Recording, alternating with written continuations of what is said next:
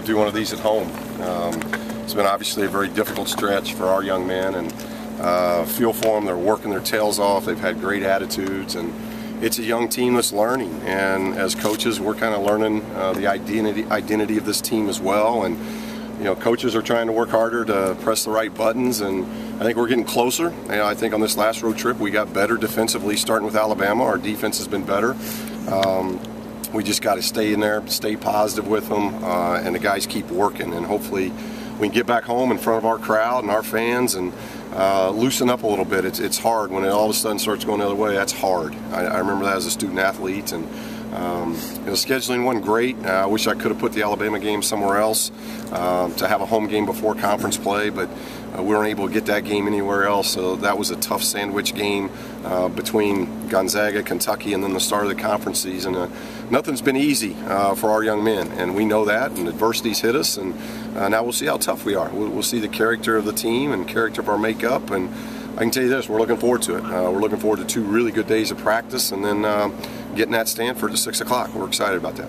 What specific things are you seeing that show the team is making progress besides, obviously, the scores? Well, defensively, we're keeping people in front of us much better. We're starting to help and talk at the defensive end.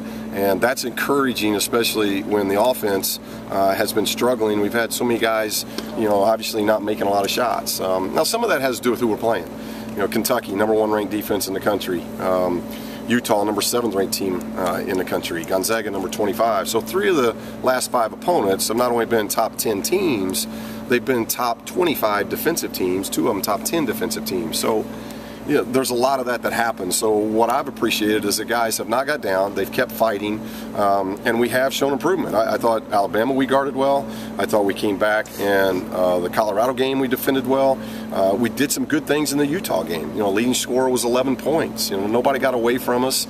It got away from us, later, but not from. I don't think it was a defensive standpoint. We scored 39 points, so that's not a defensive issue. So where we were struggling a month ago defensively, we're starting to make some strides. Now we got to get the offense going again, and coaches are trying everything we can to simplify it and make it a little bit easier for the guys, and hopefully we can get some good shots, easy shots, and have some of those shots go down. Is there any thought to making some changes in terms of just trying to jumpstart that momentum? Or yeah, that's hard. I don't know what those changes would be, Ryan. We've got a very, very young bench. I think Thomas Welsh is coming. I think he's going to be tremendous as his career unfolds. But I don't think that's an issue of Thomas for Tony. We got Gigi. Gigi is Kavan's position, so I don't see Kavan going out of the lineup and throwing Gigi out there. Gigi's just trying to get comfortable. He was going to be, possibly everybody was thinking about redshirting him, and then because of injuries and because of a lot of other, things that happen, he's got to play, and he's doing a tremendous job. And then Noah, being a big guard that's not really asked to do a lot of scoring, I think he's starting to get into his role, and that bench knows. I think other than Thomas, we're not probably going to get a ton of scoring out of the bench, and right now that's an issue. So I don't think changes help us that way, and it definitely doesn't help us with trying to show the guys how much we believe and trust in them and build the confidence in them that they need right now. Do you make adjustments that maybe change how you're going about each play? I mean, in terms of maybe who's getting the ball more? Or yeah, I think we got to make adjustments. Just maybe our pace was really good a month ago. When we got smacked, and you never know what it does to somebody's psychic, but when you get smacked like Kentucky smacks us, that wasn't easy. I've been in games like that before, and that's not easy to all of a sudden, it's like a boxer that gets knocked out. Yeah, okay, I want to get back in the ring, but I'm still a little worried about getting hit. and so we see a little bit of that in our young guys, and I think it's coming. I liked what happened as far as shot selection and those things. It was much better against Utah than it was Colorado. All of a sudden we started losing, and now we got a lot of guys that they care so much, they start pressing a little bit, and we've taken some tough shots, and we got to get back to maybe simplifying the offense. Coaches got to do a better job of simplifying the offense, keep their freedoms there, but maybe not do so much, and just do the little things that we can do and do them a little bit better. For instance, when you go on the road, the thing that's hard to do is get to the free throw line. That's just, if you look statistically across the country, home teams shoot, on average more than what road teams do. So we haven't been able to get to the free throw line. and we're not shooting a high percentage there, and that's usually a way of getting easy baskets, getting out in transition. You know, I think we still want to play up tempo because I don't want to take away the easy baskets. It's really the half-court execution that we've kind of got to zero in, and as coaches try to help them as much as we can. Are the guys still feeling some of those effects from that Kentucky game? What's that? The Kentucky effects after that loss. Are they still? Well, I'm not saying the guys will say that. I'm just saying, you know, being with them and being a former basketball player, you know, you go off that game, you get a little bit of break, and now you got to go to Alabama, and you lose a tight one, and then you kind of hit a reset button, and just by the way the schedule fell, 5 of your first 7, including your first 2, are going to be on the road. You know, that's a tough schedule, you know, for a young team, and that's why we got to be patient. We just got to keep working hard on it and try to help them as much as we can, because they've had tremendous attitudes. They have been tremendous to coach. You know, are they down after a loss? Yeah. But they've been pretty resilient of bouncing back the next day in practice and films and really giving us their attention. And those are all positive signs through an adverse time. With Bryce's shooting slump, do you attribute that to ways team are defending him, just shooting poorly, or? Well, a little both, you know, and we've talked to all the guys, but we've talked to him. You know, shot selection, I think he started pressing a little bit, and he's always been kind of the stable guy that gets us in the offense, gets the ball where it's got to go. And yes, is there pressure on him to score on a team that we don't have a lot of scoring? Yeah, we're asking a lot from our point guard. We're asking, you know, he had 5 assists against Utah, and we shot 25%. You know, 5% in a game like that's pretty good. So he's our ball handler. He controls the offense. There's a lot of pressure that way. But he's just like everybody else. He's got to work to get better, efficient shots, because whether it's Isaac, Norman, Bright, they're all very good shooters. We've just gotten in a little bit of habit of, I don't know if settling's the word, but through the pressure and through how people are guarding us, we're taking some tougher ones. And, you know, Bryce is starting to get the tougher assignments. And that's, as we tell him, whether it's him or Norman or Tony, and when you do well, that's a compliment to your game when all of a sudden you're getting the opponent's best defending player. You know, Bryce didn't get that last year. That fell on the shoulders of Kyle and Jordan and Norman. You know, now this year he's getting the best defender. So that's an adjustment for him. But I thought he missed some good looks in the Utah game, but I did like he started back to doing some things we got to have him doing with the basketball for creating for some others, and I think he'll continue. He's going to make shots, and I believe Isaac, Norman, the rest of them, they're going to make shots. You know, as long as we take good shots, you know, I'll deal with those. I think we've pressured ourselves a little bit into taking some probably ill-advised tough shots, and we got to stop that. Second half of the Utah game, and also I think the Alabama game as well, we started working it more into Tony inside. Right. How much going forward is that something that you're going to incorporate more into the offense? Well, we got to continue to do that, and he's got to continue to really concentrate defensively to stay on the court. You know, we need him out there. You know, I'd like to. Him and Tom can really be 2 go-to guys in the post. You're starting to see Tom emerge. Tom got some good looks in that Utah game, so he's starting to emerge. Tony is big and physical.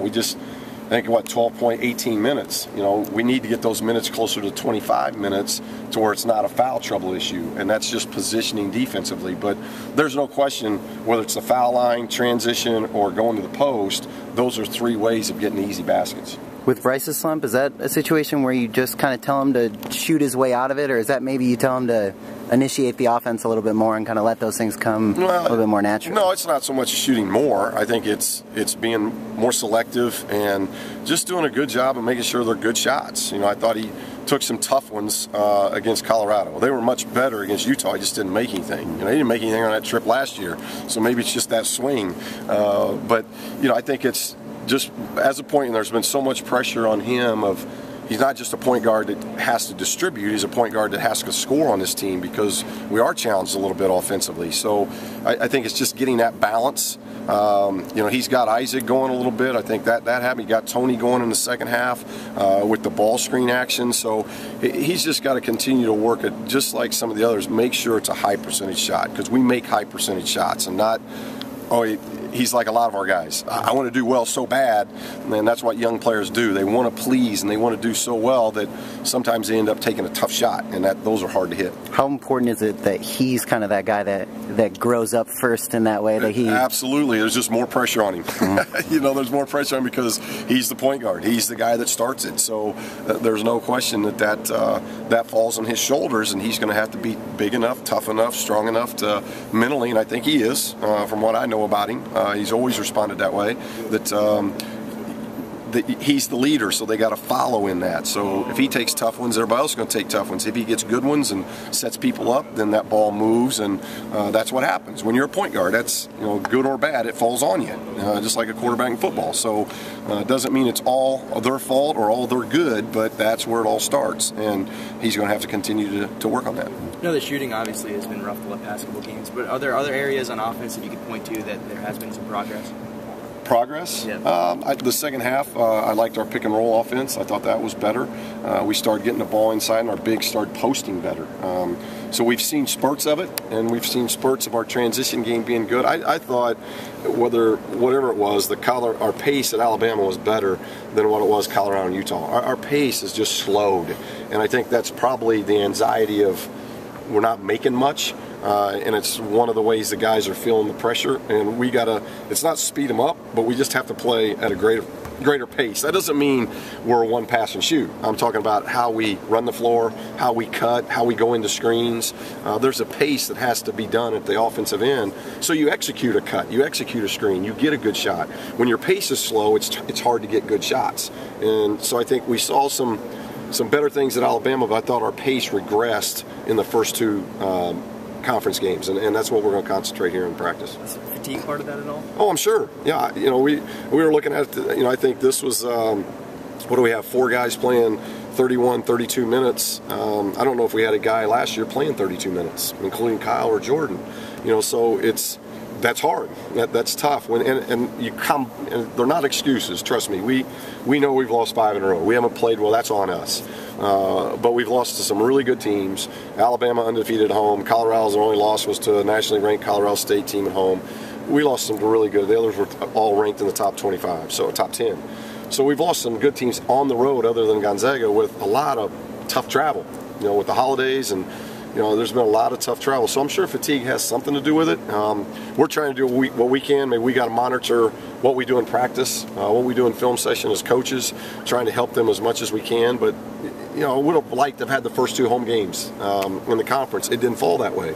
So our guys have got to do a good job of just staying positive and responding here as we go into this 2-game homestand. Can you sense that Kavan has maybe hit a bit of a freshman wall these last few games? No, I just think it's new to him. You know, we played a lot of home games other than the Bahamas trip, which was 3 games really in the same spot. So you didn't have your first. There was a neutral game. Kentucky was the first actual road game where you fly to Chicago, you play, then he goes home to Milwaukee, he's got to fly back, and then 2 days later we're flying to Birmingham, busing down to Tuscaloosa, all those things, and then boom, you got to fly back to Colorado, you got to fly back to Salt Lake. That's a lot, you know, on a 6'9" freshman that's playing 32 minutes. You know, we understand that's a lot. So I don't think so, because one thing Kavan is, he's tough. He's tough, and he really knows how to play. So I think getting back home, getting some rest that way, I think he'll really respond this week. Steve.